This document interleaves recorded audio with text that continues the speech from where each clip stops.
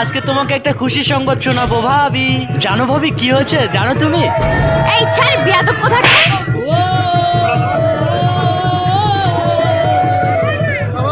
সূর্য, এটা কোন ধরনের বেয়াদবি? আমি তো ভেবেছিলাম তুমি আমার সাথে মজা করো, কিন্তু আজকে তুমি লিমিট ক্রস করে ফেলছো।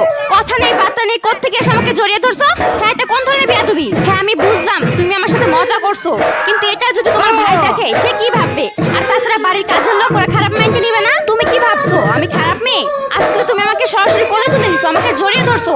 দেখো, নেক্সট টাইম যদি এটা আমি দেখি তোমার ভাইকে কিন্তু আমি বলে দিব, মনে জান থাকে তোমার। তোমার ভাই সারাদিন অফিস করে কত কষ্ট করে, আর এদিকে তুমি সারাক্ষণ আমার পিছে লেগে থাকো। তোমার সবকিছু আমার দেখতে হয়, খাওয়া দাওয়া সবকিছু। আমাকে কি তোমার কাজের লোক মনে হয়? তোমার ভাই কি কাজের লোক হিসেবে এই বাসায় আনছে? ভাবি, তুমি আজকে আমাকে থাপ্পড় মারলে। জানো ভাবি, আমি আমি একটা খুশির সংবাদ নিয়ে তোমার কাছে ছুটে এসেছিলাম। আমি এতটা এক্সাইটেড ছিলাম, আমি তোমাকে বলে বোঝাতে পারবো না। আসলে ভাবি, আজকের আমার মাস্টার্সের রেজাল্ট দিয়েছে, আমি ফার্স্ট ক্লাস ফার্স্ট হয়েছি। এই খুশির সংবাদটা তোমাকে দেব বলে আমি দৌড়ে তোমার কাছে ছুটে এসেছিলাম, আর তুমি আমাকে ভুল বুঝলে ভাবি। আসলে আমাকে তুমি ক্ষমা করে দিও ভাবি, আমি হয়তো বুঝতে পারিনি। জানো ভাবি, ছোটবেলায় মাকে হারিয়ে ফেলেছি। আমি তখন অনেক ছোট, মায়ের আদর স্নেহ ভালোবাসা আমি কিছুই পাইনি। আমি যখন ক্লাস 7-এ পড়ি ভাবি, তখন বাবাকেও হারিয়ে ফেললাম। মা বাবার ভালোবাসাটা আমার কপালে ছিল না রে ভাবি। সেখান থেকে আমার বড় ভাই আমাকে খুব কষ্ট করে, আমার বড় ভাই বাবার স্নেহ মায়া মমতা ভালোবাসা দিয়ে আমাকে বড় করেছে। কিন্তু ভাবি, আমি তো মায়ের ভালোবাসাটা পাইনি। কিন্তু জানো ভাবি, তুমি যখন প্রথম আমাদের বাড়িতে আসলে না, আমি তখন ভাবলাম যে আমি মনে হয় একটা মা খুঁজে পেয়েছি। আমি হয়তো আমার মায়ের স্নেহ মায়ের ভালোবাসাটা আবার নতুন করে ফিরে পাবো। আর তুমিও আমাকে এমনভাবে ভালোবাসা শুরু করলে, আমি আমার মায়ের অভাবটা আর বুঝতে পারিনি। আর আজকে তুমি ভাবি আমার খাবারের খোঁটা দিলে।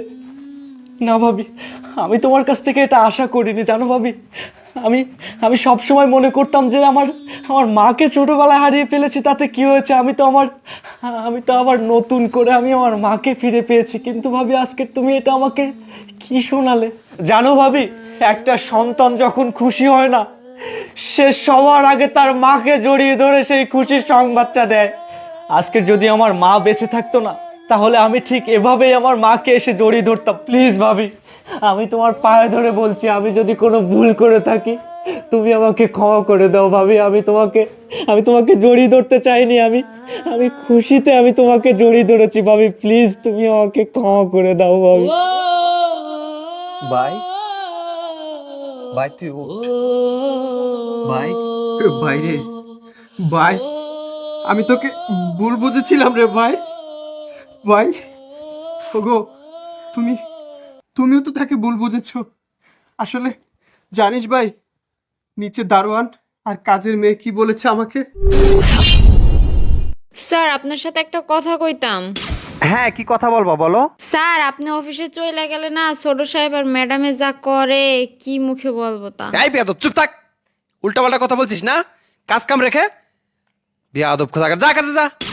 সালাম আলাইকুম স্যার, আমি একটা কথা বলতাম। হ্যাঁ, কি কথা চাচা বলেন।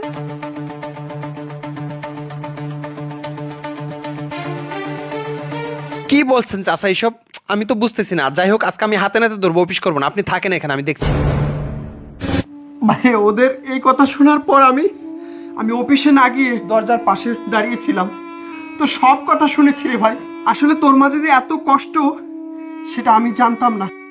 আসলে আমি বুঝতে পারিনি যে তুই এতটা এক্সাইটেড ছিলি যে আজকে তোর ভাবিকে মায়ের মতো জড়িয়ে ধরে এসে তোর রেজাল্টের কথা বলতে চেয়েছিলি। তা আমাকেও বলিসনি ভাই। তো সত্যি রেজাল্ট খুব ভালো হয়েছে, তাই না রে ভাই? হ্যাঁ ভাই, আজকে আমার মাস্টার্সের রেজাল্ট দিয়েছে। আমি তোমাকে বলতে পারিনি, তুমি অফিসে চলে যাচ্ছিলে। এই খুশির সংবাদটা আমি ভাবিকে দেওয়ার জন্য এটা করেছি। ভাইয়া, আমি যদি কোনো ভুল করে থাকি তুমি আমায় মাফ করে দিও ভাইয়া। না রে ভাই। আরে এই অনেক হয়েছে, তুমি এখনো দাঁড়িয়ে আছো কেন? যাও, আজকে অফিসে যেতে হবে না। তুমি বাইরে যাও তো, মিষ্টি নিয়ে আসো। হ্যাঁ, তুমি ঠিকই বলেছ। আমার ভাই রেজাল্ট ভালো করেছে, আর আমি পুরো এলাকা জুড়ে মিষ্টি খাওয়াবো না, এটা কি করে হয়? আমি পুরো গ্রাম জুড়ে আজকে মিষ্টি খাওয়াবো। তুমি থাকো, আমি মিষ্টি নিয়ে আসতেছি। আচ্ছা হ্যাঁ ঠিক আছে যাও।